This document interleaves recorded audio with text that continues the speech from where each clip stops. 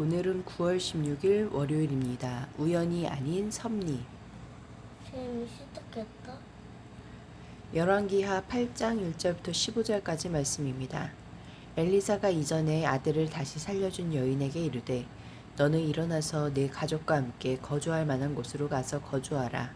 여호와께서 기근을 부르셨으니 이대로 이 땅에 7년 동안 임하리라 하니 여인이 일어나서 하나님의 사람의 말대로 행하여 그의 가족과 함께 가서 블레셋 사람들의 땅에 7년을 우거하다가 7년이 다음에 여인이 블레셋 사람들의 땅에서 돌아와 자기 집과 전토를 위하여 호소하려 하여 왕에게 나아갔더라. 그때의 왕이 하나님의 사람의 사환 게하시와 서로 말하며 이르되 너는 엘리사가 행한 모든 큰 일을 내게 설명하라 하니 게하시가 곧 엘리사가 죽은 자를 다시 살린 일을 왕에게 이야기할 때에 그 다시 살린 아이의 어머니가 자기 집과 전토를 위하여 왕에게 호소하는지라. 게하시가 이르되 내 주 왕이여 이는 그 여인이요 저는 그의 아들이니 곧 엘리사가 다시 살린 자니이다 아니라. 왕이 그 여인에게 물음에 여인이 설명한지라. 왕이 그를 위하여 한 관리를 임명하여 이르되 그 여인에게 속한 모든 것과 이 땅에서 떠날 때부터 이제까지 그의 밭의 소출을 다 돌려주라 하였더라. 엘리사가 다메섹에 갔을 때에 아람 왕 벤하닷이 병들었더니 왕에게 들리기를 이르되 하나님의 사람이 여기 이르렀나이다 하니 왕이 하사엘에게 이르되 너는 손에 예물을 가지고 가서 하나님의 사람을 맞이하고 내가 이 병에서 살아나겠는지 그를 통하여 여호와께 물으라.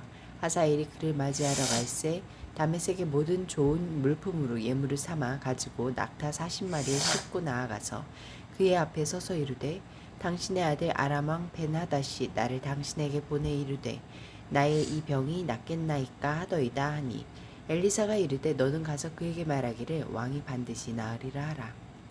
그러나 여호와께서 그가 반드시 죽으리라고 내게 알게 하셨느니라 하고 하나님의 사람이 그가 부끄러워하기까지 그의 얼굴을 쏘아보다가 우니 하사엘을 이르되 내 주여 어찌하여 우시나이까 하는지라. 대답하되 네가 이스라엘 자손에게 행할 모든 악을 내가 알미라.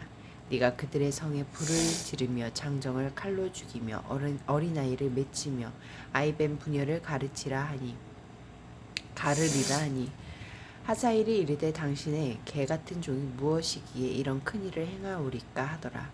엘리사가 대답하되 여호와께서 네가 아람 왕이 될 것을 내게 알게 하셨느니라 하더라. 그가 엘리사를 떠나가서 그의 주인에게 나아가니 왕이 그에게 묻되 엘리사가 내게 무슨 말을 하더냐 하니 대답하되 그가 내게 이르기를 왕이 반드시 살아나시리이다 하더이다 하더라. 그 이튿날에 하사엘이 이불을 물에 적시어 왕의 얼굴에 덮음에 왕이 죽은지라. 그가 대신하여 왕이 되니라. 1절부터 6절까지 말씀에서 하나님은 어떤 분입니까? 하나님을 신뢰하며 순종하는 자들을 끝까지 돌보시며 책임지십니다. 엘리사는 하나님이 북이스라엘에 7년간 기근을 내리실 것을 수넴 여인에게 알리고 다른 땅으로 이주하도록 지시합니다.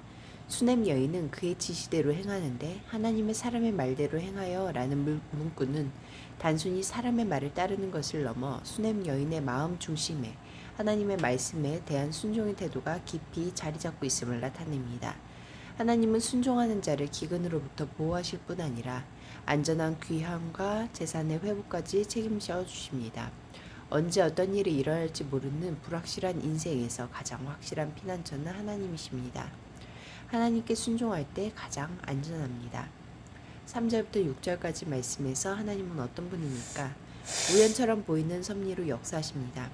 수넴 여인은 기근으로 떠나 있던 7년의 공백 기간 동안 왕실 재산으로 귀속되어 있던 자신의 집과 전토를 되찾기 위해 왕 앞에 나아가 재판을 청구합니다. 당시에는 남편 없이 여인 홀로 청구하는 것이 당사자에게 매우 불리하게 적용하던 때였습니다. 그런데 때마침 왕은 엘리사의 사환인 게하시를 통해 엘리사가 수넴 여인의 죽은 아들을 다시 살린 이야기를 듣고 있었습니다. 그 덕에 여인은 자신의 소유를 수월하게 되찾았습니다. 잘 짜인 각본처럼 사건들이 여인에게 유리하도록 절묘한 순간에 일어난 까닭은 하나님이 이 모든 상황을 연출하셨기 때문입니다. 우연처럼 보이는 일상 가운데 하나님은 여전히 섭리하고 계십니다. 배려가 가득한 하나님의 섬세한 손길을 볼 수 있는 영적인 시각을 열어달라고 구합시다. 7절부터 15절까지 말씀에서 하나님은 어떤 분입니까? 역사의 주관자이십니다. 아람 왕 베나닷의 왕위를 그의 신복인 하사엘이 찬탈하고 장차 이스라엘을 처참하게 공격하고 유린할 것입니다. 겉으로는 이 모든 일이 인류의 역사 일에 무수히 이어져 왔던 권력 전탈과 전쟁의 단상처럼 보이지만 사실 그 배후에는 공의와 사랑의 원리를 따라 역사를 주관하시는 하나님의 주권적 통치가 있습니다. 하나님의 위대한 손길을 볼 수 있는 통찰력을 구합시다. 기도하시겠습니다. 공동체를 위해서는 제 삶과 세상의 역사를 주관하시는 하나님의 주관과 섭리를 늘 인정하게 하소서. 여방을 위해서는 미얀마에서 16개월 동안 구금했던 삼손 목사가 석방되자마자 다시 체포됐다. 부당하게 체포된 미얀마인들이 하루속히 석방되고 불안한 미얀마 상황이 속히 안정되도록 함께 기도하시겠습니다.